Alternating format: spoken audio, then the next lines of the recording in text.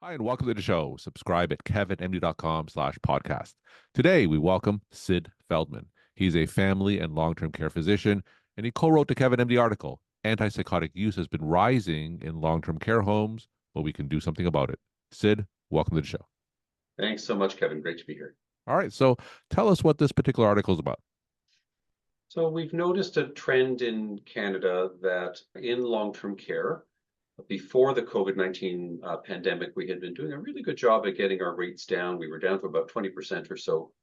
And then through the course of the pandemic in long-term care, it was really all hands on deck to try and deal with the crisis of the pandemic in the nursing home environment. And what we found, unfortunately, is that the rate of antipsychotic use in our long-term care homes has crept up to around 24%. And we just wanted to call attention to that so that we can all collectively make an effort to get back on track with this particular measure. All right, so for those who aren't versed with antipsychotics in the long-term care facility, just give us a little bit of context in terms of typically when they're used, what medicines are typically used. Just give us some context before we explore further. For sure. So first of all, I would say that these are incredibly useful medications, especially for our residents or patients who have serious mental illness. So for those with schizophrenia who have psychosis, for people with severe depression that require augmentation, for example, for people who have Huntington's disease, these medications can make the difference between a life where they can have purpose and meaning and joy, and a life which is really quite despairing. So I want to start by saying these are important drugs for us to have in our armamentarium for the right patient. Where we get more concerned, though, is the application of antipsychotic medications for those of our patients who have dementia and behavioral symptoms of dementia. So behavioral symptoms of dementia are goes by a number of names, as you know, neuropsychiatric symptoms, behavioral and psychological symptoms of dementia. Some people call them responsive behaviors because it can be responsive to stimuli. But in any case, there's a trend towards the use of antipsychotic medications to treat people with these conditions, and probably overusing compared to the number of folks who really need them. There are absolutely good randomized controlled trials showing that the drugs are effective for this condition, so severe aggression, but they're also being used for people who may have more moderate aggression, or they're being used for too long a period of time, or perhaps there are other non-pharmacological strategies we can be using that would manage the behaviors without the need for these very powerful medications. And in particular, examples of these medicines, are they talking about things like haloperidol and Zyprexa, perhaps? Yeah, exactly. So most commonly we'd be using some of the atypicals, so risperidone, olanzapine, aripiprazole, brexpiprazole, quetiapine. Those would be the ones that probably would be commonly used. Here in Canada, we have an indication for risperidone and for brexpiprazole. There are others in the literature that have some evidence behind them as well. And tell us about some of the concerns. Why are we concerned about the overuse of these medications in borderline cases? Right, because they are harmful. So although they may have benefit, they also have significant harms.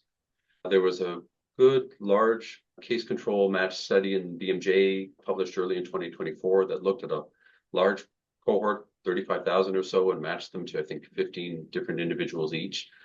And it confirmed some of the old harms that we knew about, like an increased risk of falls and fracture, increased risk of stroke, increased risk of pneumonia, particularly, but then also some newer ones like acute kidney injury was much more common in folks who are on antipsychotic medications.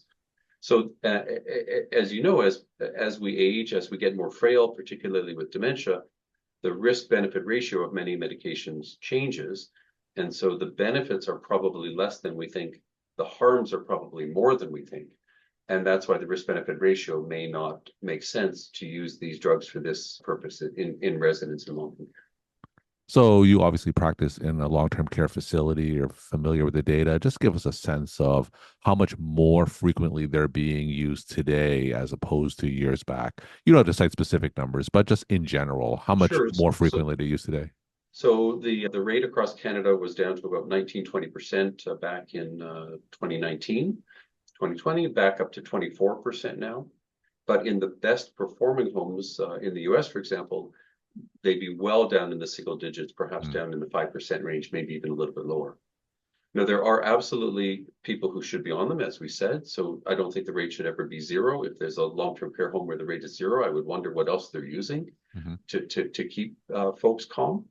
But I think we have a lot of opportunity to make a difference here. And one of the things we've noticed is that there's a big difference between the different provinces in Canada, which always, speaks to a quality improvement opportunity, right? So if one province is doing really well, another one isn't, makes you wonder how are things being done differently, and is there something that one province could learn from another, that one nursing home can learn from another, so that we can all do better. So when it comes to agitation that may be related to dementia, what other choices are available to prescribing physicians? For sure. So you want to think about pharmacological strategies and non-pharm strategies. So in terms of the pharmacology, there is evidence, as I said, for the antipsychotics. There's also good evidence for citalopram, for example. Carbamazepine has evidence. Nabilone, interestingly, has good RCTs now, showing some benefit as well. And others are using medications like gabapentin, for example. There's some studies with prazosin. So there's a wide range of other alternatives that we might want to be trying as well. I think that the key when it comes to pharmacotherapy is to remember that the agitation of dementia doesn't last forever. And so while we're prescribing for some period of time, the critical thing is to think about that gradual dose reduction. So once symptoms are under control, then to be tapering down the medication, see how somebody might be doing without it. And often what we find is that, there may not be a hallelujah response, I'm playing piano again, but the person is at least no worse than they were when they were on the medication. Often we find that they're more alert and can cooperate more with care and can enjoy programs more. So that would be the first piece, is to look at some of the other drugs that we can use. But even more important, there's good evidence that an individualized, patient-centered approach of non-pharm strategies can be highly effective for the treatment of behavioral symptoms of dementia. So that might include music. Probably the standard mean difference for music is actually better than the antipsychotics. So Mm. personalized music. Now, you may like country, I may like jazz. We mix it up, we're going to get worse, but personalized music can make a very big difference. Physical exercise can make a huge difference. So all of us need to be able to move. Exposure to the outdoors. We are human beings, and we seem to do better when we're in the outdoor environment. Animal or pet therapy has good evidence behind it. Even robotic pets, there's some evidence for that. Aromatherapy. So in other words, there's a whole list of non-drug strategies that can be applied and might very well be helpful. The knowledge and education of the folks who are taking care of our residents with dementia makes a huge difference as well. So training people to go slowly, to smile, to explain what they're doing before they're going to do it with a particular resident, to understand for each individual what their non-pharm magic bullets are, can make a really big difference as well. So the knowledge and training of staff, the environment can make a big difference, and then the application of some of these sort of non-pharm strategies. So a couple questions regarding what you said. So regarding the alternative classes that you mentioned, like the citalopram and the gabapentin, are they used more on a preventative basis, or are they used on more acute episodes, similar to how we use some as needed antipsychotics? Yeah, so if somebody is in the midst of a really aggressive physical, hitting everybody kind of a thing, you may need to use a short-term antipsychotic for sure. But then to manage behavioral symptoms in a longer term, some of these other drugs may be appropriate. We don't tend to use them in anticipation of behavioral symptoms, because the behavioral symptoms of dementia are so highly variable. And so not everybody is going to develop something that requires the use of medication. The majority of people don't. So in terms of the non-pharmacological strategies that you mentioned, what are some of the reasons why they're not being used more frequently? Is it an education issue? Is it a staffing issue? Because a lot of the strategies sound like it requires more labor. And I know that a lot of the long-term care facilities here in the United States, they are barely surviving when it comes to staffing. But what are some of the underlying causes why some of those non-pharmacological strategies aren't being used more frequently? 100%, Kevin. I think you're absolutely right that the the staffing issues in long-term care, particularly since the COVID-19 pandemic, have been extreme in Canada, the United States, I think probably worldwide. And so not having a sufficient number of staff available to implement strategies in a consistent way is probably a big issue for sure.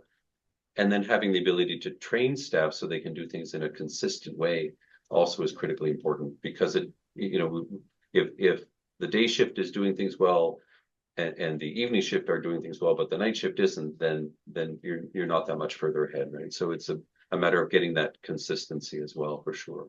What we found though in long-term care homes that have been able to implement this is that in fact they have more time, because residents are not falling, residents don't have pneumonia, residents are not needing two people and a Hoyer lift to move them in and out of bed because they're off of the medications causing the extrapyramidal symptoms that are stiffening them up. So in fact, what homes find is that in fact they have more time available once you take the plunge and implement some of these things. Now, some of the physicians who may be listening to you on this podcast may be medical directors at such long-term care facilities. What are some strategies that you could suggest to implement some of these non-pharmacological approaches? Yeah, so this is very much a team effort, a team sport. So having a group of individuals within the home to work with the medical director to implement some sort of a more formal evaluation process to target the people who may be amenable to deprescribing, and then to use one of the evidence-based approaches, like, for example, the one that many physicians would be familiar with, the DICE approach, where Helen Kales and her group developed, where you describe the behaviors, you investigate the causes of what that behavior might be, you create a plan for how you're going to approach that particular person, an individualized care plan, patient-centered, and then you use validated tools to evaluate whether you've been effective or not. And then you've made hopefully some headway, then you go back again and you describe what you're now seeing and you investigate, you create, you evaluate. So you go that in an iterative kind of a process in an interdisciplinary way to make changes. The other thing that we've found is that there are some opportunities when our residents come in from acute care hospital. Often in acute care, people have a delirium. They may have been treated appropriately or inappropriately with an antipsychotic. So once somebody's transferred into the nursing home, that may be a real opportunity to take away the antipsychotic medication and see whether they're getting better or not. So that's one sort of window of opportunity, is right at the time of admission.